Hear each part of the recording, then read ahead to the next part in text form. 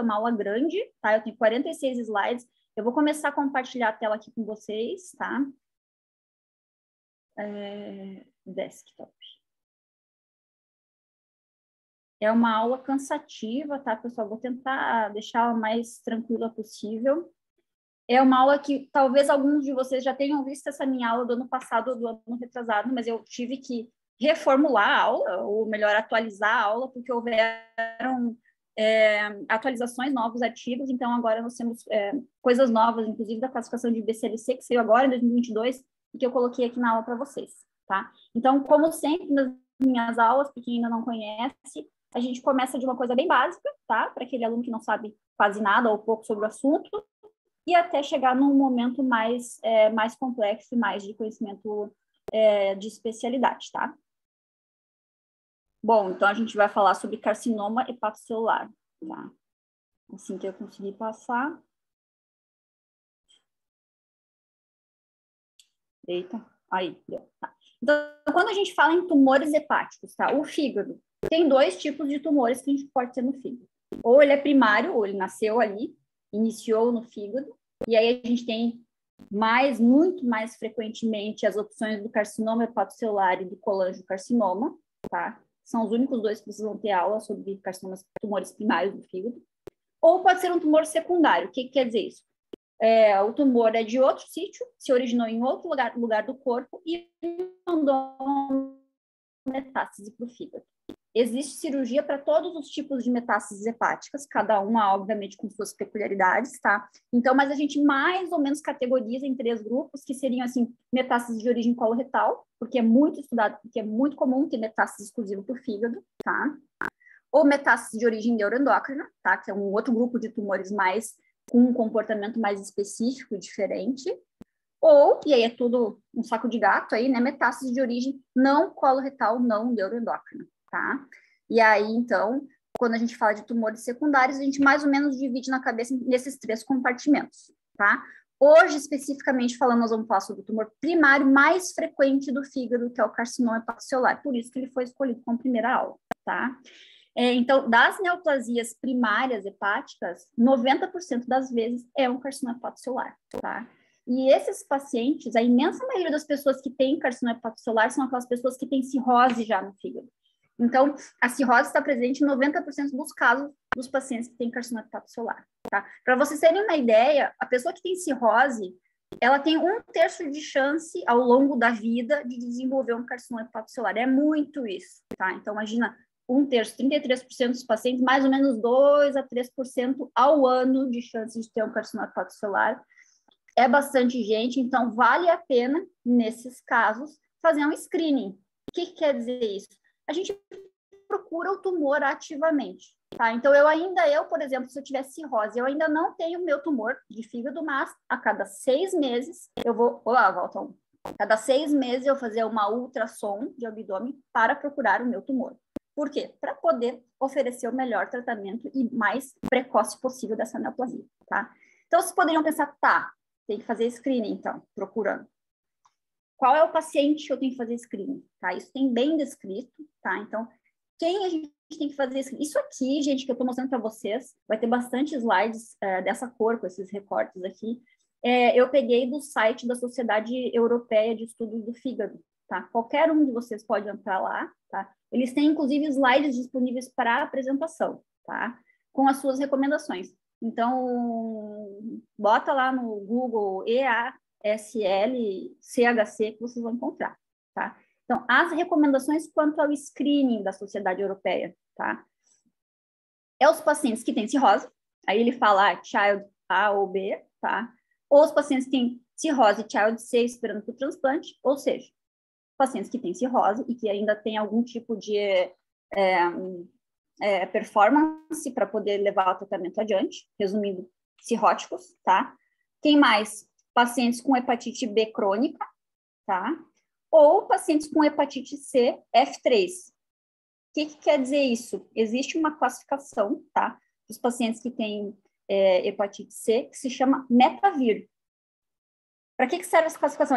O que ela leva em consideração, essa classificação? Leva em consideração a atividade inflamatória do fígado, tá? Para saber se estou tratando, como é que está o tratamento.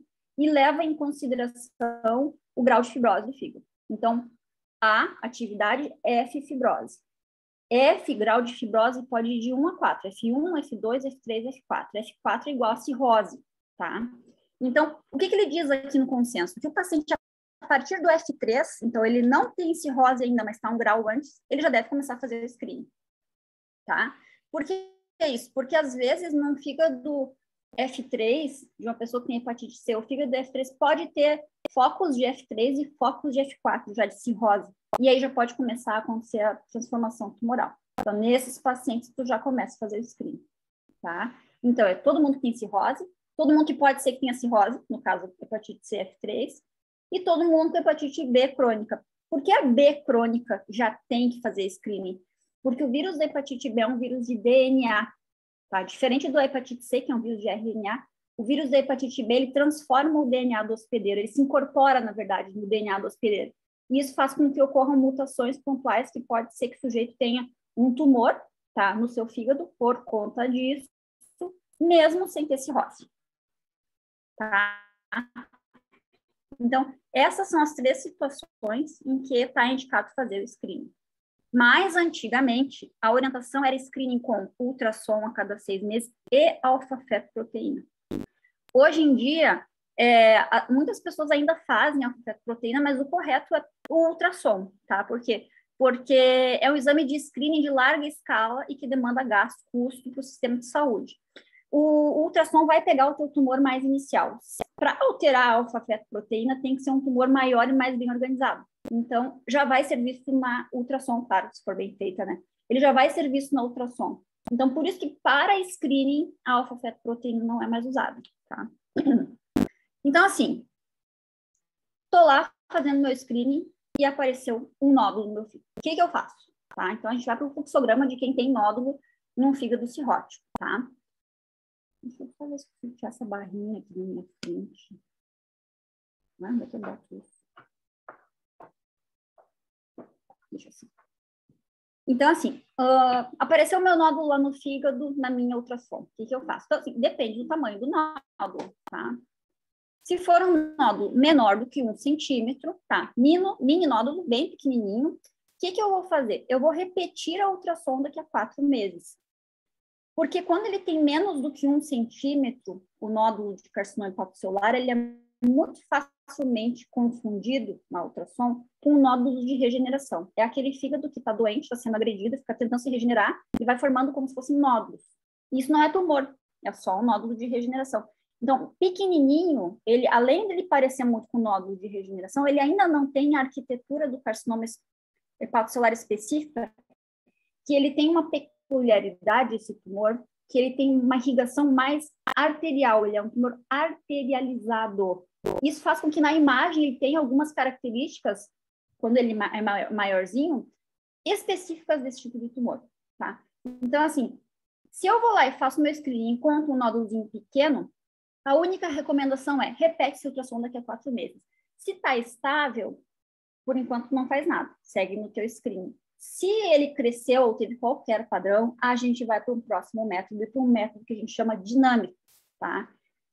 Então, assim, agora voltando lá, eu tenho meu paciente com um nódulo maior do que 1 centímetro no screening, aí eu vou para o exame dinâmico, que consiste em ou uma tomografia de abdômen com contraste, não adianta fazer tomografia de abdômen sem contraste para o fígado, gente, ou uma ressonância magnética, tá? Com contraste também.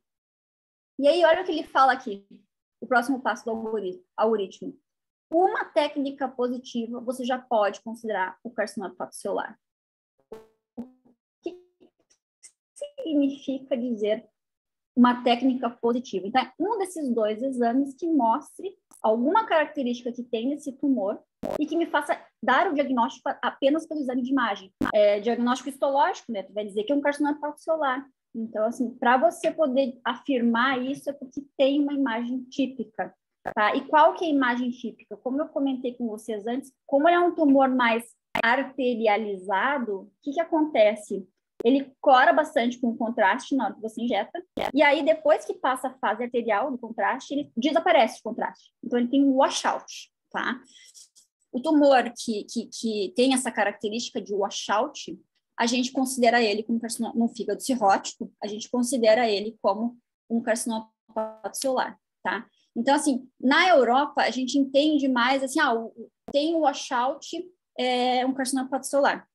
Na escola americana, que agora já está se difundindo para o mundo todo, eu imagino que na Europa já esteja se usando bastante, é usado uma classificação para a imagem, que se chama LIHADS. É muito parecida com aquela usada lá na mama, que se chama BHADS, de breast, né? Agora nós estamos falando de liver, então é LIHADS, tá? Isso aqui, que eu estou mostrando para vocês, é um recortezinho da recomendação do LIHADS, tá? Esse artigo tem umas 80 páginas, mais ou menos, feito para radiologistas, explicando como você faz o reconhecimento de cada LIHADS, tá? Ele divide em LIHADS 1, 2, 3, 4, 5. Obviamente que leva em consideração muito a presença ou não de washout, tá? E o tamanho do tumor. Então, ele vai dividir entre duas extremidades. LIHADS 1 é definitivamente benigno e o LIHADS 5 é definitivamente maligno. Então, se tu tá lá, fez o teu screening, encontrou um nódulo, bom, vou fazer uma tomografia ou uma ressonância, depende lá do recurso que você tem. E no laudo, o radiologista fala, um nódulo de tal tamanho, em tal segmento, LIHADS 5. O que ele está te dizendo com isso? Olha, esse paciente aqui tem um carcinoma hepatocelular, tá? Então, definitivamente um carcinoma hepatocelular. Agora, se ele tem quase todas as características de carcinoma hepatocelular, mas eventualmente não tem um tamanho suficiente, ele é menor do que 2 centímetros, por exemplo, ele pode ser enquadrado como LIHADS 4, ou seja, ele é muito provavelmente um carcinoma hepatocelular e a gente já trata como tal, tá? Mas ainda falta alguma característica para fechar 100%, tá? Aí os outros LIHADS 1, 2 e 3 é que você ainda não trata como carcinoma hepatocelular, 1 e 2 é benigno, 3 é um negócio intermediário, então a única coisa que a gente faz é repetir o exame de imagem mais precocemente para ver se houve alguma mudança.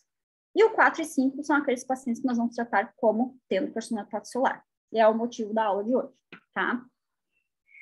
Tem uma outra coisa que o radiologista pode te dizer. Ele pode te dizer, olha, é um LIHADS M. O que quer dizer LIHADS M? Quer dizer assim, ó, eu vejo que é um tumor maligno, mas eu não sei dizer o que é. Pode ser uma metástase, pode ser um colangiocarcinoma ou um carcinoma hepatocelular que não tem as características esperadas, tá? Então, se ele disser é um LIHADS M, é porque é um tumor, tá? E aí tu vai ter que ir atrás para descobrir o que é, tá? Ele ainda pode falar em LIHADS TIVI, que é o tumor intraveia, tá? Dentro da veia, tá? Que aí é um tumor um pouco mais avançado. Tá? Então, voltando para o nosso algoritmo. Eu tenho uma técnica positiva, fiz a ressonância lá, ou fiz a tomografia com contraste, e aí mostrou lá, tem washout. Bom, é um tumor, vamos tratar como tumor, tá?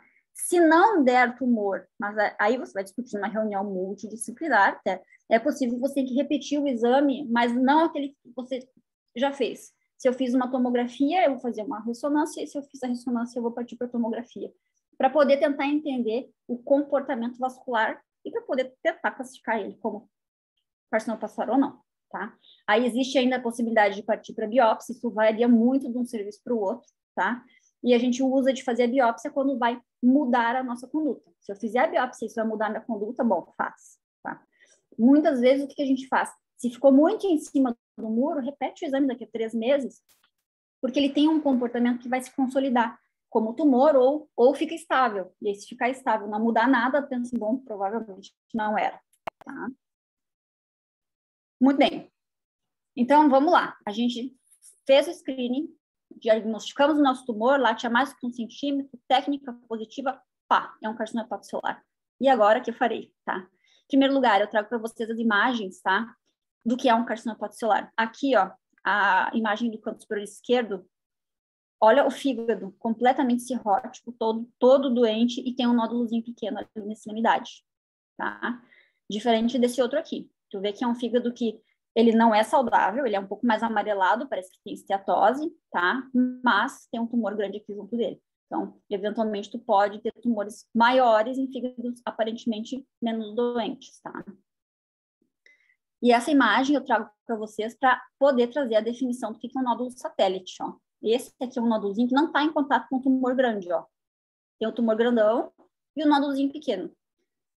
Quando o nódulo é menor do que 2 centímetros, com até 2 centímetros de distância do tumor principal, ele é considerado um nódulo satélite. Por definição, né, o que é um nódulo satélite? É isso, até 2 centímetros de distância, com até 2 centímetros de diâmetro, tá? Bem, então, o que a gente faz, né? Diagnostiquei o meu carcinoma hepatocelular. A gente vai para aquilo que a gente faz com todo tumor. Diagnostiquei o tumor, o que a gente faz? Estadiamento, tá? Só que agora, normalmente o estadiamento leva em consideração o quê? As características do tumor. Você olha o que? O tamanho do tumor, a presença de tumor só num órgão ou espalhado em outros órgãos, olha se tem comprometimento de linfonodo pelo tumor ou não, tá? Nesse caso aqui, é um pouquinho diferente. Por quê? Porque eu tenho duas doenças. Eu tenho o tumor, que eu tenho que estadiar ele conforme o tamanho, conforme a possibilidade de presença fora do fígado ou não, mas eu também tenho um fígado doente. Então, a gente tem que levar as duas coisas em consideração. Por isso, o estadiamento do carcinoma hepatocelular, especificamente falando, é um pouco diferente do que a gente está acostumado, tá? Então, o que aconteceu? O pessoal se reuniu lá na Europa, lá em Barcelona, tá? E fez a classificação que se chama BCLC, a estratégia de BCLC, de Barcelona Clinic Liver Cancer, tá? A última que a gente tinha estratégia, recomendação, era de 2018, tá? A última aula que eu dei foi nas recomendações de 2018. Agora a gente tem uma atualização que saiu agora em 2022. Então, eu vou trazer para vocês a classificação atualizada já, tá, pessoal? Então, primeira coisa que a gente faz é classifica esse tumor entre 5 possibilidades, tá? Ou ele é um estágio 0, tá? Very early, tá? Ou ele é o estágio A, ou B, ou C, ou D, tá? Então, é 0, A, B, C ou D, tá?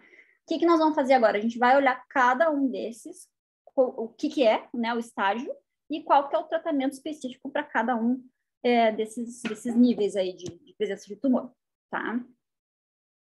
Olha só, vamos devagarinho, tá? Então, o estágio 0, tá? É um tumor único.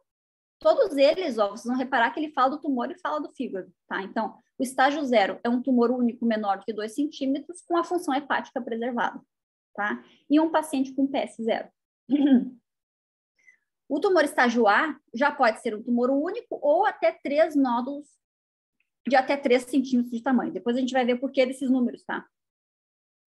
Mas ainda com função hepática preservada. E aí tem um asterisco do lado de cada um deles, porque ele fala, a não ser que você considere fazer transplante, tá? Por isso esse asterisco. O grau intermediário, que é o grau B, tá? É um tumor já multinodular, tá? E ainda com a função hepática preservada. Então, o que está mudando por enquanto é o tamanho do tumor, tá? Aqui, já no grau C, tá? O estágio avançado, aí tu já tem um tumor ou com doença extrahepática, tá? Ou invasão portal, ou seja, uma doença mais avançada, mas ainda com função hepática preservada. Só que o paciente, nesse caso, já pode estar começando a perder performance, tá? E por último, é o estágio muito avançado, qualquer carga tumoral avançada, com paciente com com função hepática já comprometida, tá? Nós vamos ver, não precisa decorar isso, não, nós vamos ver um por um agora, até o final. A gente vai se deter muito mais em alguns aí, tá? Então, especificamente, trazendo para vocês todo o algoritmo, nem é todo, tá? Isso aqui é uma parte ainda, tá? Do algoritmo, parece bem poluído, por isso que a gente tem que ver um por vez. Mas, assim, em geral, o tratamento vai ser o quê? Ou a gente vai fazer ablação percutânea, para quem não sabe o que é, eu já vou explicar. Ou a gente resseca, tá? A gente pode transplantar o fígado todo. Pode fazer quimioembolização arterial, tá?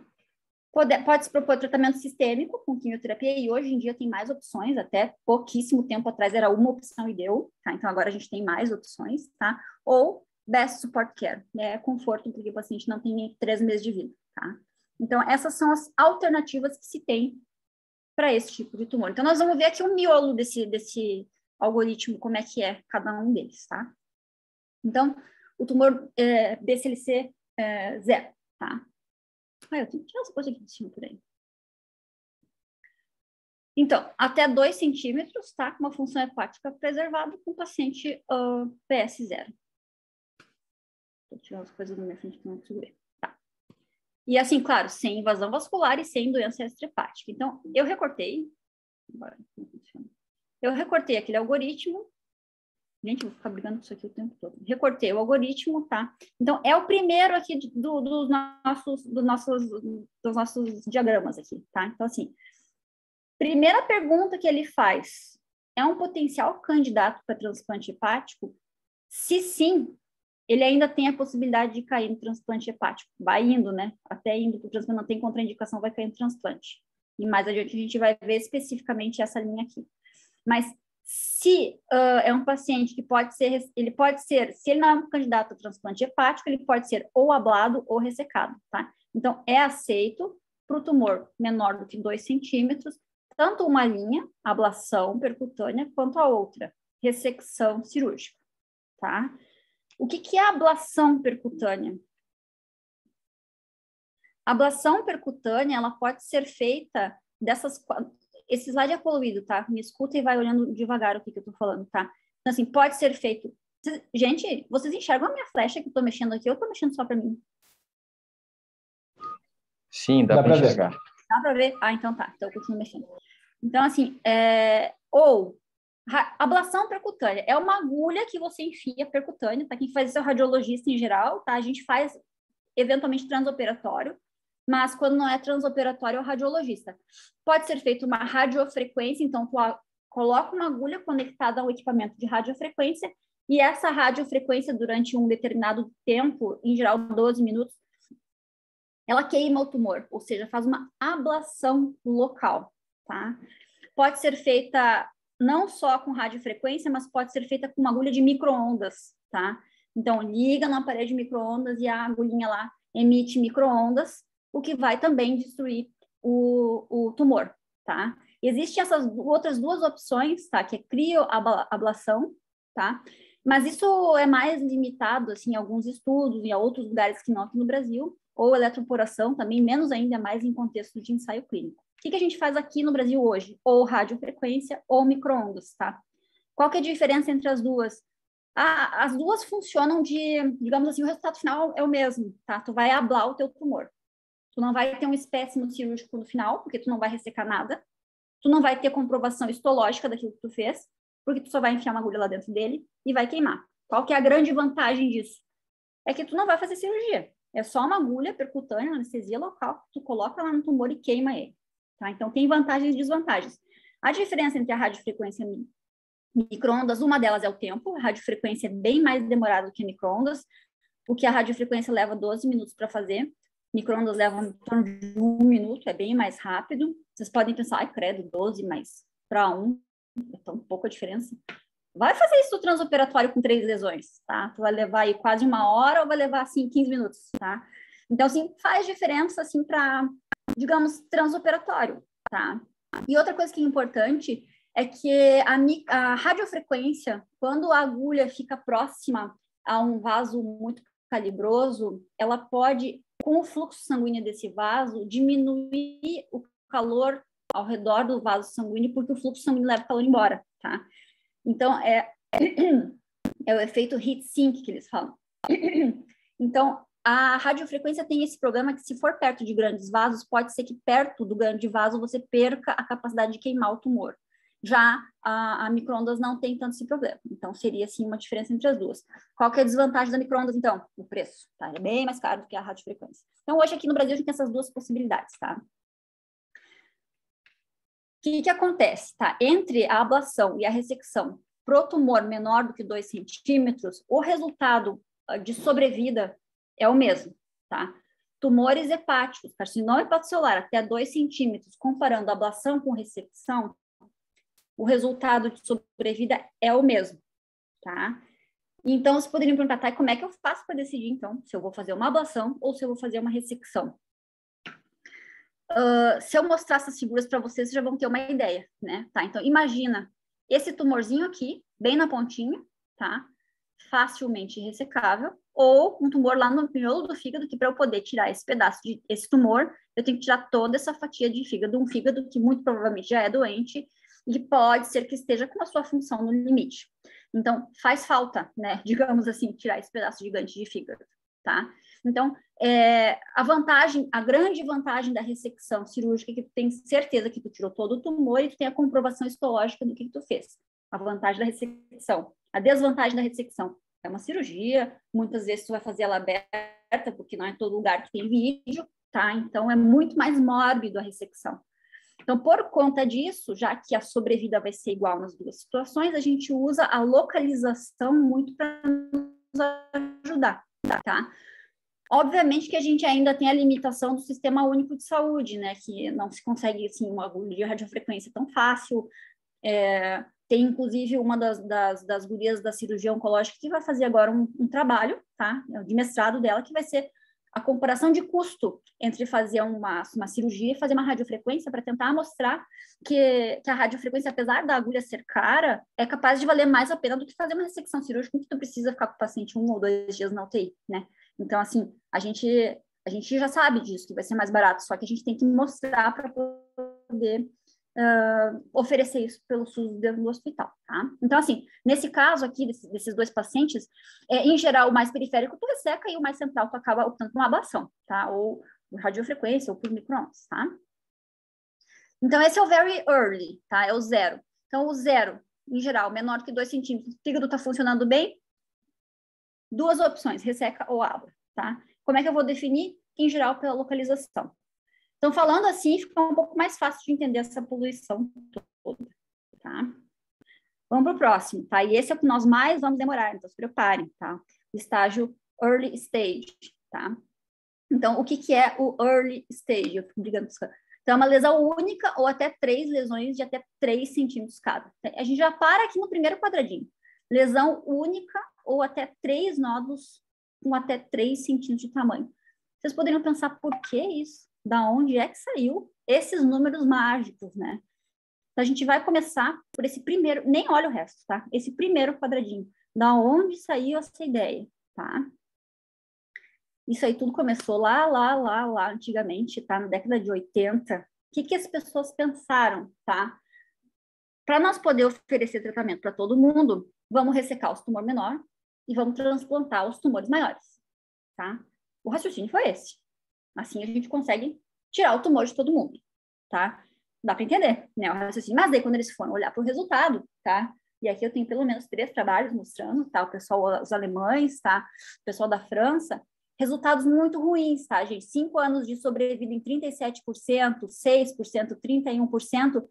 É ruim por quê? Porque transplante não se oferece só para quem tem carcinoma hepatocelular. Tu pode oferecer também para quem tem apenas cirrose descompensada.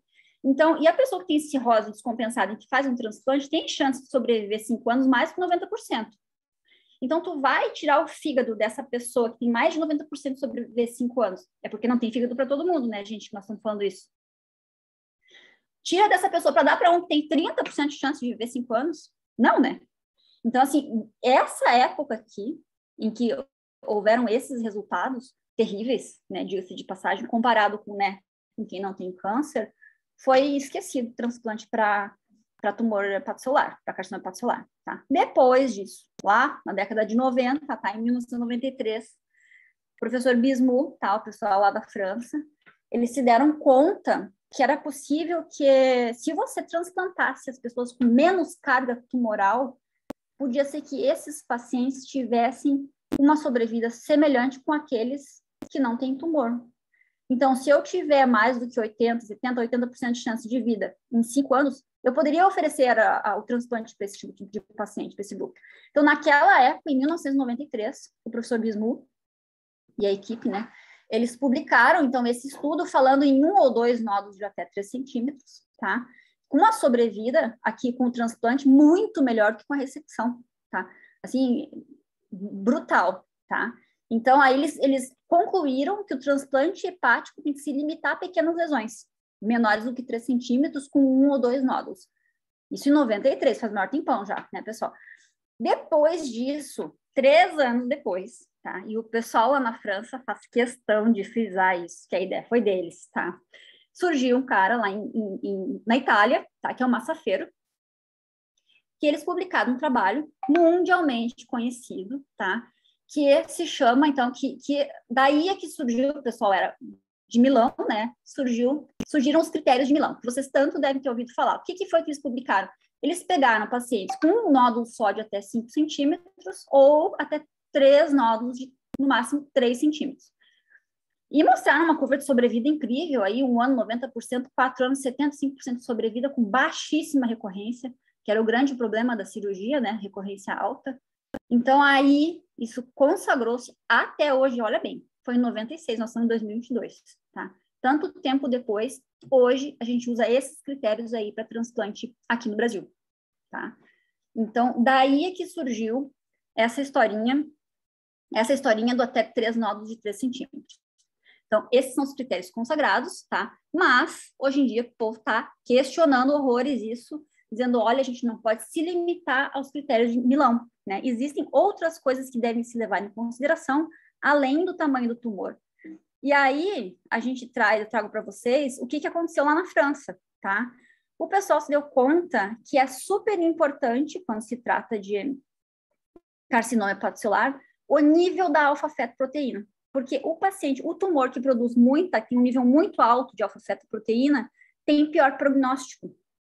Eles se deram conta disso e propuseram os critérios, o critério alfa-feto, o French Score é o critério alfa-fetoproteína. Então, o que eles fizeram? Eles levam em consideração o tamanho do tumor, sim, tá? Pode ver que eles dividem entre menor que 3, de 3 a 6 ou maior que 6 centímetros, o número de nódulos, tá? E o número da o nível da alfa-fetoproteína, tá? E quem tem 3 ou mais pontos, aqui no final tem os pontos que a pessoa soma nessas 3 itens, tá? Quem tem 3 ou mais pontos não transplanta.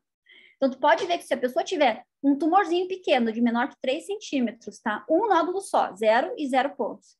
Alfa-fetoproteína maior que 1000, não transplanta, tá?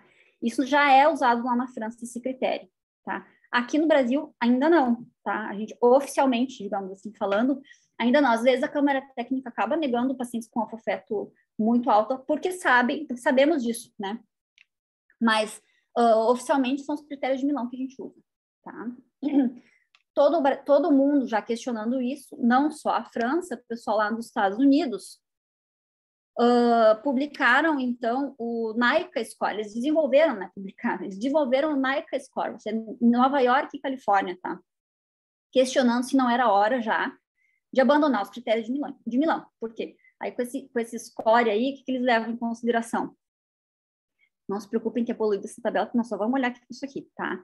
Então, eles levam em consideração o tamanho do tumor, tá? Número de nódulos e a resposta à alfa-fetoproteína. Eles fazem uma continha aqui, tá? Entre o número maior que teve de alfa-fetoproteína ao longo do tratamento desse paciente e o imediatamente antes do transplante. Fazem essa diferença, dá uma pontuação para essa diferença, e aí isso aqui soma um númerozinho que eles dividem em 3 níveis, tá? Alto, baixo, e fica baixo risco, risco aceitável e alto risco, tá? Eles dividiram assim, de acordo com esse NICA Score deles,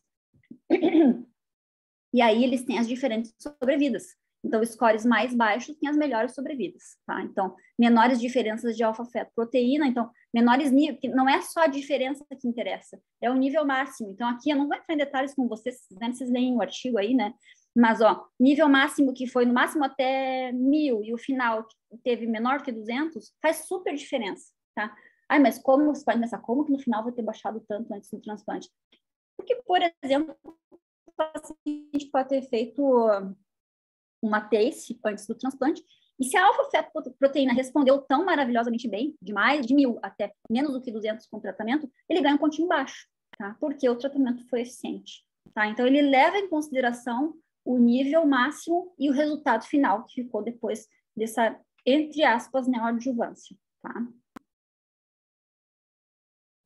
E aí eles mostram as sobrevidas, tanto a recorrência quanto a sobrevida com curvas maravilhosas, tá? Então, é outro tipo de score, tá? Então, a gente tem o score de Milão, o score francês, o NICA Score, ainda tem um outro score que eles consideram até 7 centímetros, tá? O tamanho do tumor.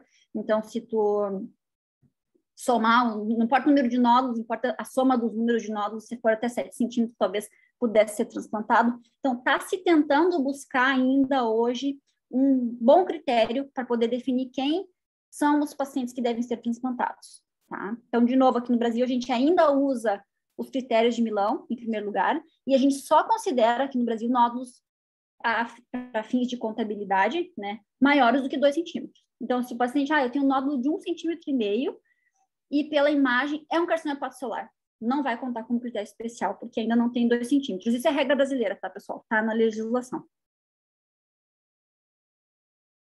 Bem, tá? Então, voltamos lá para a nossa lesão, tá? Então, assim, é uma lesão única ou até 3 lesões de até 3 centímetros.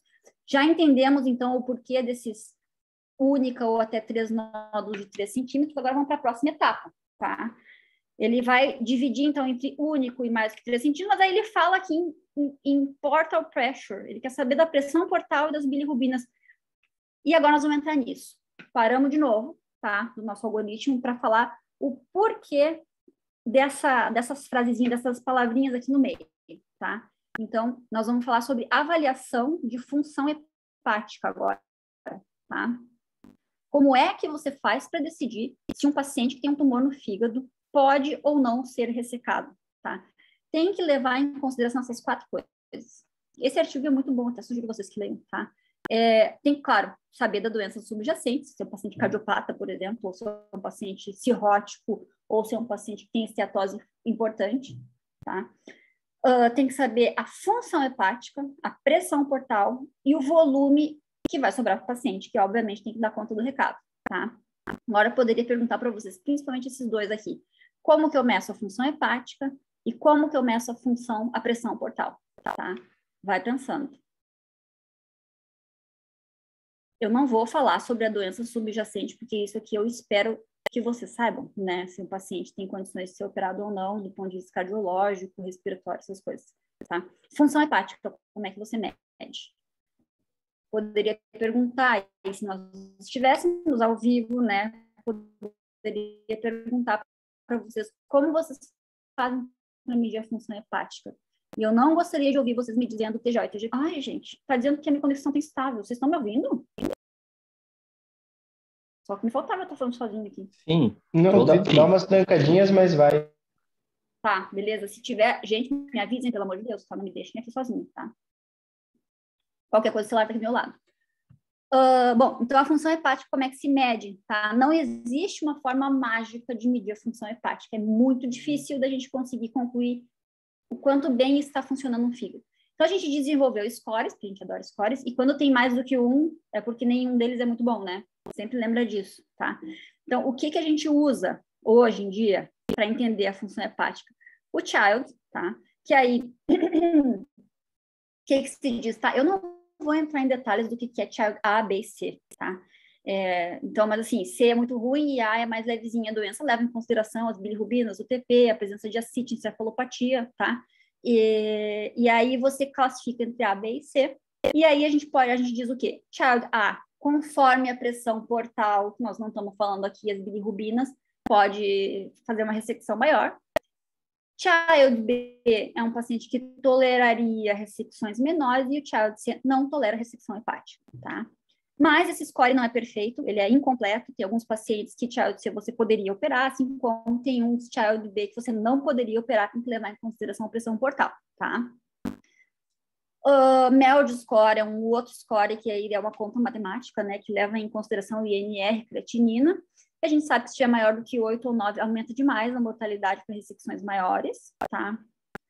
Existe também o verde de indocianina, não sei se vocês sabem o que é isso, tá? Porque aqui a gente não tem a rotina de usar aqui no Brasil, mas ele é um corante que você injeta na circulação e ele é depurado, ele é limpo da circulação exclusivamente através do fígado.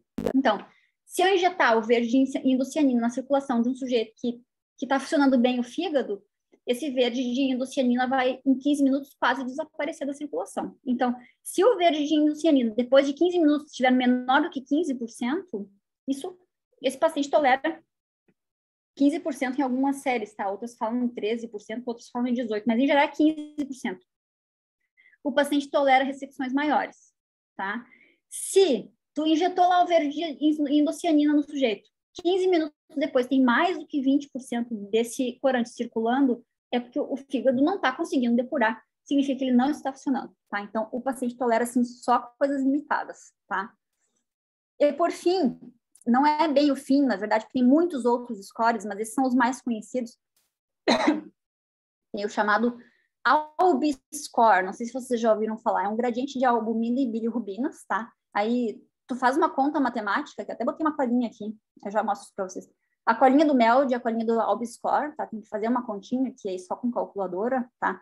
Para graduar entre 1, 2 e 3, e aí os pacientes com critério menor têm maior sobrevida, porque tem maior funcionamento hepático, tá? Então, hoje em dia está se levando mais em consideração esse ALB-score.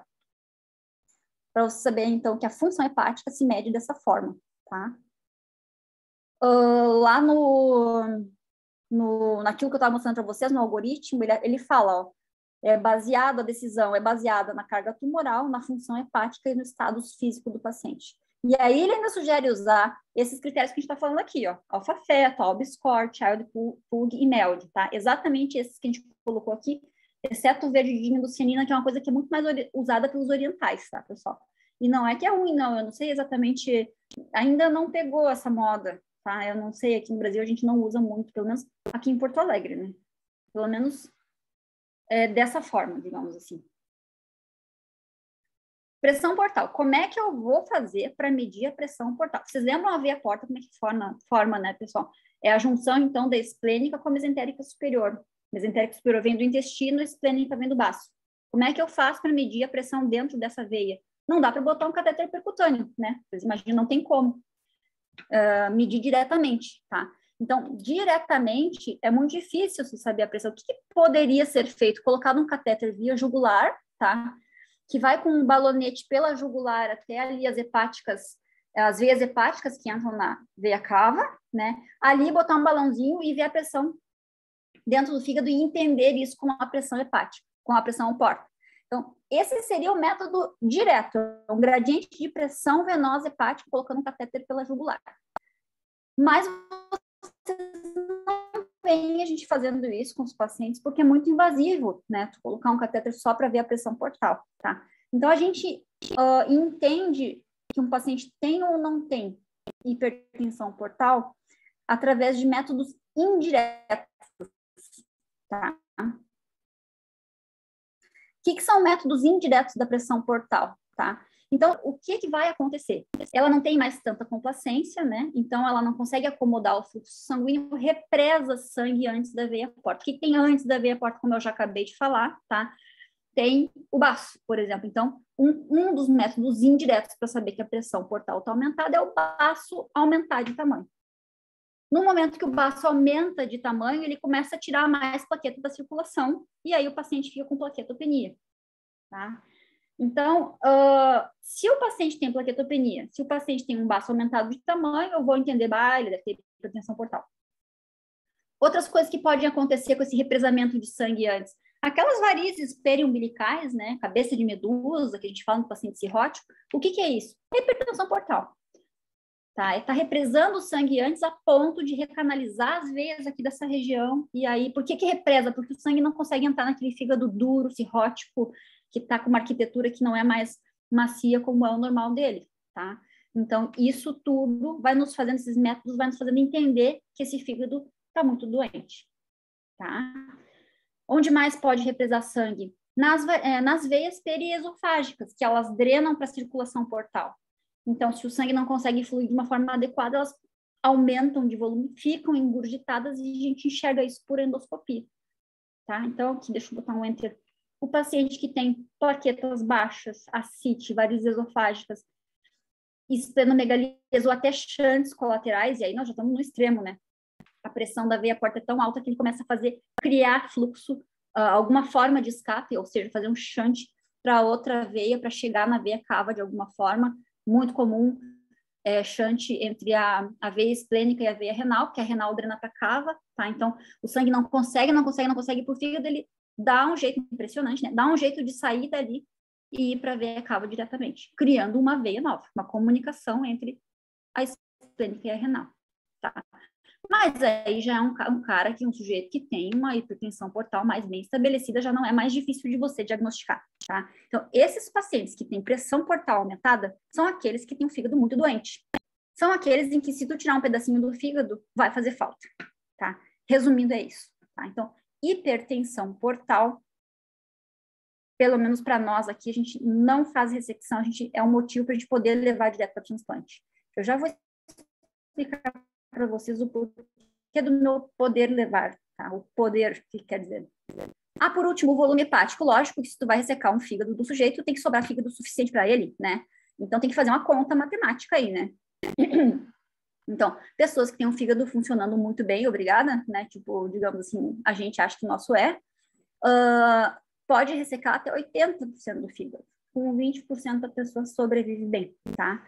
Pessoas que já foram submetidas à quimioterapia, a gente entende que tem que manter um pouquinho mais de fígado, porque já começa a sofrer, tá? Então, tem que ter um remanescente, é o futuro remanescente hepático, por isso essa sigla aqui, maior do que 30%, tá? E se o paciente... Nossa, são 10 para 8. Se o paciente tem cirrose, então tem que sobrar quase metade do fígado. Eu vou dar uma acelerada, senão nós vamos chegar no fim nunca, tá? E ainda tem... Opa, passei. Ainda tem a razão, né, entre o futuro remanescente e o peso corporal do paciente, né, a massa corporal do paciente, que teria que ter acima de 0,8 para ter um mínimo, acima de 0,8 é mais ou menos 40% do fígado, tá? Um mínimo que vai poder sobrar para o cliente e para não ter uma insuficiência hepática pós-operatória, né, que é uma situação muito dramática. Então, eu traduzi aqui para vocês, que tudo é em inglês, né? Fica bem bonitinho. Então, assim, a forma de avaliar a possibilidade de ressecção hepática. Isso é super importante saber isso aí na ponta da língua, né? Quando tu vai avaliar um paciente entre, eu vou operar, ou eu vou fazer uma ablação, ou eu vou levar ele para transplante, tá? Isso aqui, só a título de curiosidade para vocês, é a classificação de BCLC, que está escrito nova aqui, né? Porque essa nova já é antiga. É de 2018. Essa a gente usou até ano passado. Repara que esse caso que nós estamos falando agora, o estágio A gente tinha escrito aqui no meio da classificação: ótimo candidato à cirurgia. Sim, opera, não transplante, tá? Então, por que eu trouxe isso aqui para vocês? Para vocês entenderem o porquê que eu fiquei tanto falando para vocês como avaliar se o paciente pode ou não ser ressecado. Então, se ele pode... Só tinha essa pergunta aqui no meio, não tinha toda essa explicação que a gente falou, né? Então, assim, se pode ser ressecado, resseca, se não pode, transplante. Tá? Só para deixar claro para vocês que, eventualmente, o mesmo paciente pode ser transplantado ou pode ser ressecado. O que muda ele, tá? E para o tamanho das lesões. O paciente com até 3 nódulos ou nódulo solitário, tu nota assim, repara bem, se for um tumor único, é uma tendência maior aí a ressecção, se a pressão, se permitir, né? Tu vai avaliar todo o funcionamento hepático, vai a ressecção, tá? E se não permitir, tiver qualquer alteração aí que possa levar o paciente a transplante, você transplanta, ou a abla, tá? Porque não tolera a ressecção. E aí o paciente que tem mais nódulos, ou seja, é aquele paciente que já tem um fígado doente, que está fazendo transformações neoplásicas, o ideal para ele é ele ir a transplante, tá? Se não tiver nenhuma contraindicação, tá? Porque aí é muito possível que tu resseque uma ponta e daqui a pouco vai recidivar. Esse é o grande problema da cirurgia, tá? E agora eu vou me concentrar alguns minutos nisso, tá? São mesas inteiras de congresso, discussão entre ressecção versus transplante. Vocês veem tem aqueles fight, né, no congresso, muito legal, assim, de quem defende a ressecção versus quem defende o transplante. Cada um mostra o seu lado, e no final tem muita preferência ou a possibilidade da casa, tá? Já vou explicar isso para vocês agora, tá? Então, falando diretamente, por que a gente não transplanta todo mundo? Porque imagina o seguinte, peraí, se eu tenho um tumor e eu tenho um fígado doente, bora tratar tudo de uma vez. A gente tira o tumor e tira o fígado e resolve todos os problemas do paciente. O mais maravilhoso seria poder transplantar todo mundo, tá? Só que não tem fígado. No Brasil, não tem fígado para todo mundo, tá? Então, essa aqui é a lista de espera dos pacientes ativos em lista de janeiro a março de 2019. No Brasil inteiro, tinha 1.000 pacientes ativos em lista para transplantar, tá? No Rio Grande do Sul, os primeiros 3 meses de 2019, 121 pacientes em fila, tá? No Sul, 52 pacientes colocados em fila, 13 pacientes foram a óbito, tá? Às vezes demora para vir o fígado, para ter esse fígado disponível, tá? Então, existem perdas também, tem que levar isso em consideração. O transplante não é assim, hoje a gente decidiu transplantar, amanhã está transplantando, que nem a ressecção pode ser, tá? Então, tem esse ônus, digamos assim, a gente troca o fígado inteiro, mas a gente trata o problema da cirrose, mas a gente tem esse percalço de não ter fígado para todo mundo e não ser imediato, tá? Em geral, quem vai para o fígado transplante são pessoas mais doentes e cirurgia já é maior, tá? E também pode ser isso que aumente esse número aqui, tá? Para vocês terem uma ideia de como é que foi que evoluiu a coisa, tá? Esse primeiro gráfico aqui, mesma instituição, mesmas pessoas operando, tá?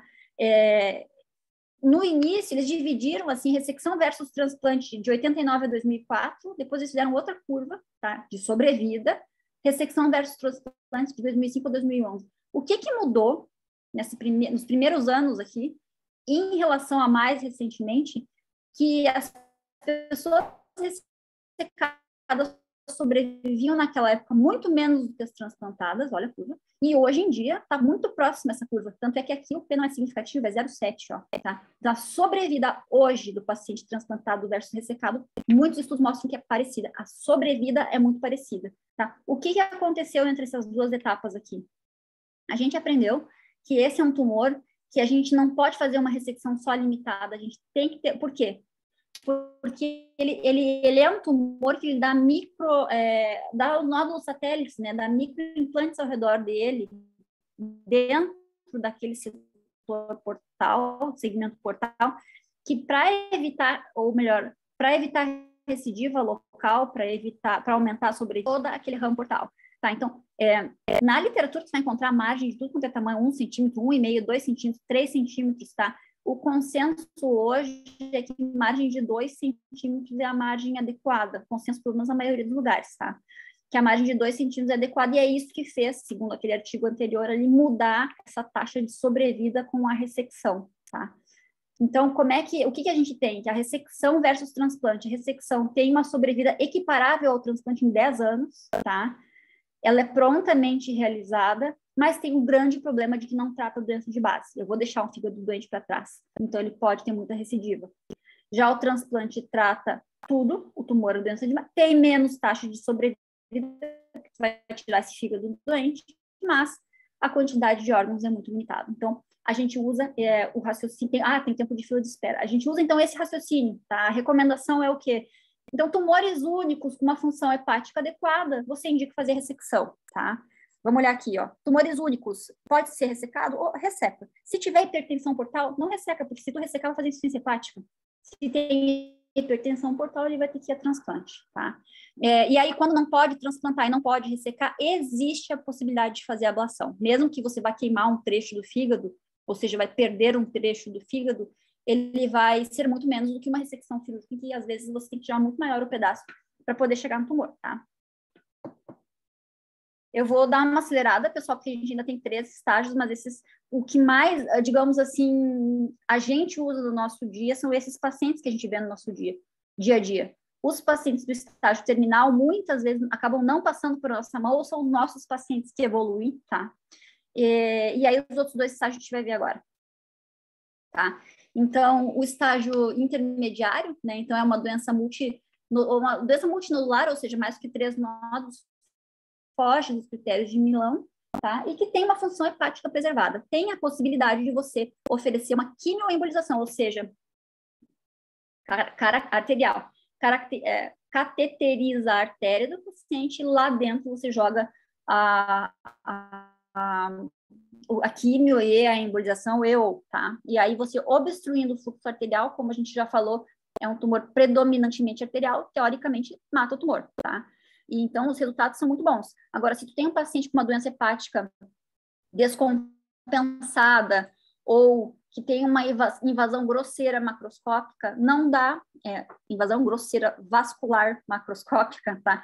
Não dá para você fazer esse tratamento, porque aí, primeiro, se o fígado está no limite e tu desvascularizar uma área, aí vai ultrapassar o limite de fazer insuficiência hepática, tá? Ou, se tiver doença macroscópica vascular, tu vai estar com a via de acesso para o tumor trancado, tá? Por fim, doença extrahepática é meio óbvio, né? Se tu tem doença extrahepática, não adianta tratar só o fígado, tem que tratar todo o paciente, né? Ainda tem a opção de fazer radioembolização, tá? Com microesferas de tritium 90. ainda nesse estágio intermediário, né? Então, a gente ainda tem a possibilidade de, se você tiver um tumor, ele está aqui no meio, se você tiver um tumor limite, acima dos critérios de Milão, e que é o único, existe a possibilidade de você, aqui embaixo eu cortei, tá? Fazer o downstaging e levar esse paciente para transplante. Então, o que é isso, fazer o downstaging?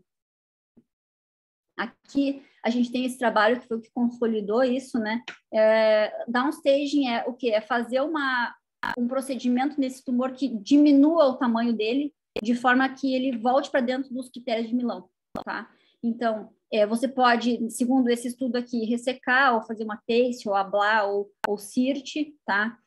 Fez o procedimento, diminuiu o tamanho do tumor, espera 3 meses para ver se não explodiu a doença, tá? Usa, nesse artigo, usa ou não sorafenib, o que interessa é uma alfa-fetoproteína baixa, de novo, nesse artigo, mostrando sobrevidas tão boas que eles suspenderam esse estudo no meio, tá? E para entender que sim, que o downstaging funciona e que traz uma sobrevida bem boa para esses pacientes, bem equiparável àqueles que não estavam. Os pacientes que estavam dentro do critério de Milão têm sobrevidas semelhantes àqueles que estavam fora, que foram trazidos para dentro com o downstage, tá? Aqui, de novo, esse outro artigo mostrando a mesma coisa, mais recente, tá? Eu não consegui o artigo inteiro, então se alguém conseguir, por favor, me passa. Não teve jeito de eu conseguir hackear isso, tá? É de novembro do ano passado. E aí eu só consegui tirar isso que eles mesmos oferecem na página deles, tá? Então, que eles fazendo esse downstaging aqui com esses critérios desses pacientes, atingiram uma sobrevida muito boa, 72%. Então, aqui o algoritmo quase inteiro, tá? Então, finalmente, para você, o estágio intermediário, então, principalmente TACE, mas se fizer um downstaging adequado, pode levar para transplante. E se for um paciente com tumor muito avançado, por exemplo, difuso ou infiltrativo, vai para terapia sistêmica, tá? A terapia sistêmica, então, para doença mais avançada, mas o paciente ainda tem uma função hepática preservada, porque senão não consegue depurar a quimioterapia, né, pessoal? Ai, que distorcido que ficou. Tá, mas, ó, antigamente era só sorafenib, e hoje em dia tem todas essas opções aqui, tá? Sendo a primeira linha. Eu não sei exatamente o que tem disponível no Brasil, tá? Dessas medicações todas. Sorafenib com certeza tem. A Teso com Beva, algumas situações tem, algumas não tem. Sim, convênios, alguns estão liberando, outros não, tá? Então, é bem importante colocar um paciente numa discussão multidisciplinar na hora que vai decidir isso aqui. Tá? Então, por último, então, o estágio terminal é só suporte porque o paciente tem pouca sobrevida. Tá? E aí, para terminar, né, a aula, só trazer para vocês a importância de um time multidisciplinar em que possa avaliar, tá estudando ativamente para avaliar formas diferentes de medir pressão portal, para poder estar vendo critérios diferentes para indicar transplante, tá? Que possa se atualizar com relação aos quimioterápicos, que hoje em dia está tão difícil de conseguir até a liberação para eles, tá? Então, esses pacientes, e ali no artigo que foi a base dessa aula que eu dei para vocês, né, do BCLC, ele fala o quão é importante individualizar cada paciente, tá? Cada caso tem que analisar tudo, pressão portal, localização do tumor. Então, para isso, tem que ter todo mundo junto, tem que ter o gastro-cirurgião, o oncologista, tá? É por isso que a gente tenta tanto preservar nossas reuniões de terça. E é isso, pessoal. Desculpa ter passado um pouquinho do horário, mas é que eu fiquei dando recado lá no começo, né? Então, gastei os meus minutinhos.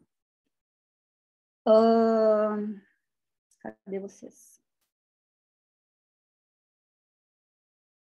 Espera aí. Interromper compartilhamento. Dúvidas, pessoal? Érico, tudo bem? Tá travado aí, não se mexe. E não te ouço também, tu tá no mudo. Queria te parabenizar pela aula, porque é sempre muito difícil ser didática, né, nesses assuntos. Da lembrança que eu tenho da cirurgia geral, a parte de cirurgia hepática era uma área desconhecida e tu conseguir relacionar essa parte do estadiamento do hepatocarcinoma com a função hepática do paciente em condições clínicas era sempre uma coisa bem difícil, até começar a conviver mais com cirurgia hepática na oncológica, né? Então, O pessoal da residência vou te dizer, porque eu acho que demora para... É abençoado. Ah, queridão, obrigada. Mas eu acho, Érico, que é difícil conseguir montar esse quebra-cabeça, né, todo da função hepática, com tamanho, com hipertensão portal.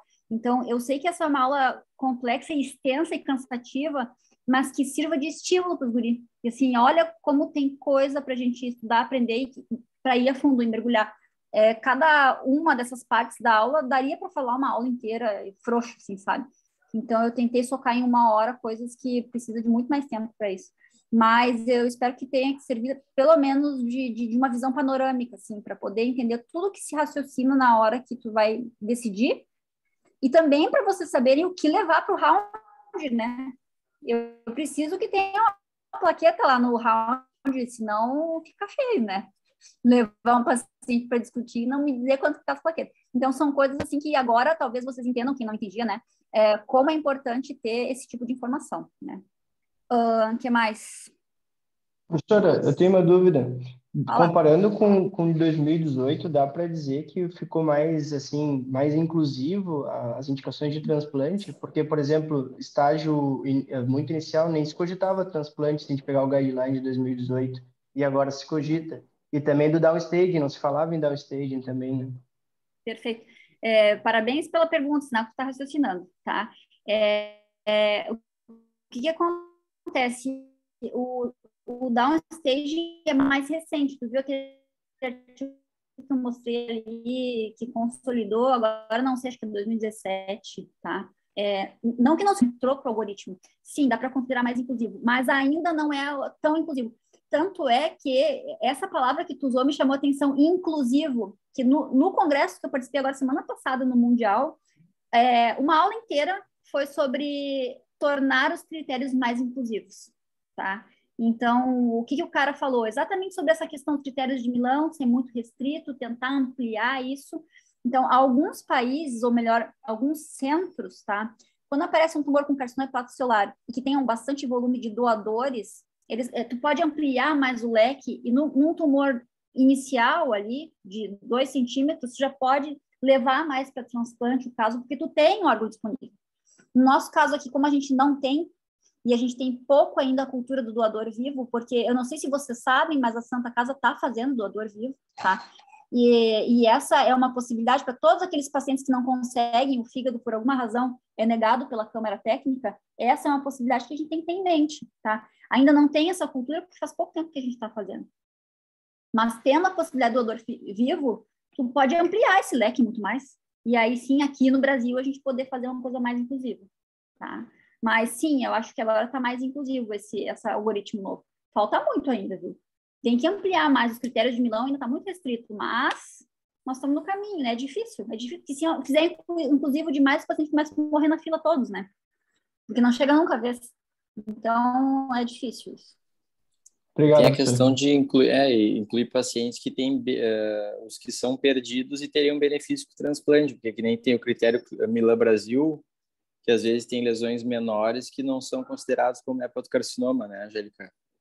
E não cantaria como nódulo e o paciente pode ir para transplante e o AP do fígado vier com 5 CHCs. Exatamente, né? Exatamente. Então, essa questão dos 2 centímetros é bom e ruim, né? Porque quer ver um exemplo? A minha faxineira, ela tem diagnosticamos cirrose nela, tinha um nódulo que era um carcinoma hepatocelular, só que era 1,5 centímetros, isso faz 6 meses. O que aconteceu? Ficou esperando o tumor crescer, agora esse mês chegou em 2 centímetros, nós vamos botar ela na lista do transplante, porque ela tem cirrose, tem hipertensão portal e tal. Então, teve que dar tempo para a doença para crescer, ou seja, ela ficou parada esperando, podia ter feito antes, mas ao mesmo tempo ela pode ter desenvolvido outro carcinoma hepatocelular de menor de 2 centímetros. É difícil, né? Não tem certo e errado, né? Na verdade, tem que pensar. Quer mais? Acho que é isso, né, pessoal? 8h10, já vamos encerrar. E eu quero dizer para vocês que eu vou botar essa aula, como todas as outras, eu venho colocando ali no YouTube, tá? Para quem não conseguiu ver toda, ou para quem não conseguiu ver, a poder acessar. Tá bom, gente? Semana que vem a aula é com o Dr. Érico, tá? Sobre hérnias complexas da parede abdominal.